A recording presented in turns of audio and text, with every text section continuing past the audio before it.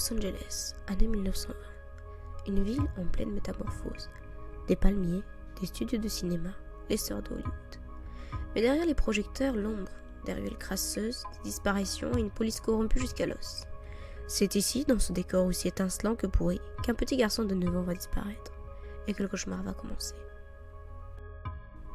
Le 10 mars 1928, Walter Collins, 9 ans, poli, discret, un enfant sans histoire, sort de chez lui pour aller au cinéma. Il ne reviendra jamais. Sa mère, Christine Collins, une opératrice téléphonique veuve, ou presque, donne l'alerte dès le soir même. Elle élève Walter seul depuis que son mari, le père de Walter, a été incarcéré pour braquage. Mais un détail est souvent oublié. Walter avait un beau-père, un homme discret, peu présent, parfois mentionné dans les rapports de voisinage comme quelqu'un de fuyant. Il n'a jamais réapparu après la disparition du garçon. Les enquêteurs de l'époque n'ont jamais jugé utile de l'interroger en profondeur. Christine Collins, lorsqu'elle ne voit pas son enfant rentrer, déclare immédiatement sa disparition à la police de Los Angeles. Elle se bat seule, portée par un instinct maternel d'une précision glaçante. Elle colle des affiches, écrit aux journaux, harcèle la police. Elle sait que quelque chose ne va pas. Mais la police de LA, déjà entachée par des scandales de corruption et de brutalité, est sous pression. Elle a besoin de résultats, et vite.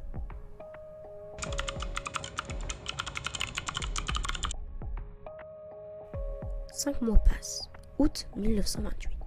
Un garçon affirmant être Walter est retrouvé à DeKalb, dans l'Illinois, à 2800 km de là. La presse s'emballe, la police jubile, pensant avoir retrouvé Walter. Christine paie de sa poche pour le faire venir. Mais dès qu'elle le voit, son monde s'effondre. Ce n'est pas son fils.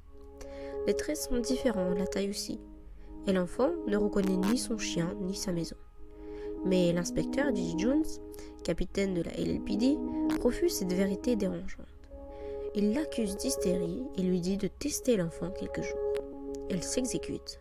Mais après 3 semaines, elle revient avec des dossiers dentaires officiels et exige des réponses. La réponse de Jones, l'envoyer en hôpital psychiatrique. Interné sous un code 12, une procédure abusive destinée à museler les femmes gênantes. Pendant ce temps, l'enfant avoue. Il s'appelle Arthur Hutchins Jr. 12 ans, fugueur de l'Iowa. Il voulait aller à Hollywood rencontrer son idole, Tom Mix. Et il a cru qu'il pouvait devenir Walter Collins.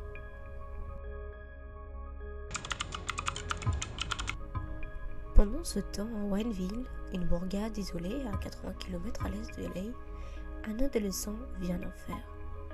À l'époque, dans les années 1920, c'était un havre de paix, un bout d'Amérique où les familles s'installaient pour fuir la violence urbaine de Los Angeles. Sanford Clark, 15 ans, est envoyé chez son oncle, Gordon Stewart Northcott. 21 ans, homme froid, imprévisible, aux allures de prédicateur dérangé. Gordon vit avec sa mère, Sarah Louise Northcott, dans une ferme avec un grand poulailler. Mais ce n'est pas pour y élever des volailles qu'il a construit ce bâtiment. Sanford est violé, battu, contraint à enterrer des cadavres d'enfants. Il faisait ça comme on égorge un cochon, sans émotion, sans bruit. Sanford est sauvé grâce à sa sœur Jessie, qui alerte la police canadienne. Les autorités américaines débarquent au ranch. Gordon s'enfuit au Canada. Il sera arrêté avec sa mère. Dans la ferme, les enquêteurs découvrent des os humains, des lambeaux de vêtements, une hache ensanglantée, une pelle, des cheveux d'enfant. Tout concorde, mais les corps n'ont jamais été formellement retrouvés. Walter Collins était l'un d'entre eux. C'est Sanford qui le dira. Northcott est extradé. Il nie tout, puis avoue, puis se rétracte, puis recommence. Il parle d'ange, de voix, de pureté divine. Je n'ai pas tué ces enfants. Dieu m'a dit de les libérer. Sa mère, Sarah Louise, avoue le meurtre de Walter pour protéger son fils. Elle sera condamnée à la prison à vie. Lui, jugé pour 3 meurtres, est reconnu coupable. Il sera pendu à Saint-Quentin le 2 octobre 1930.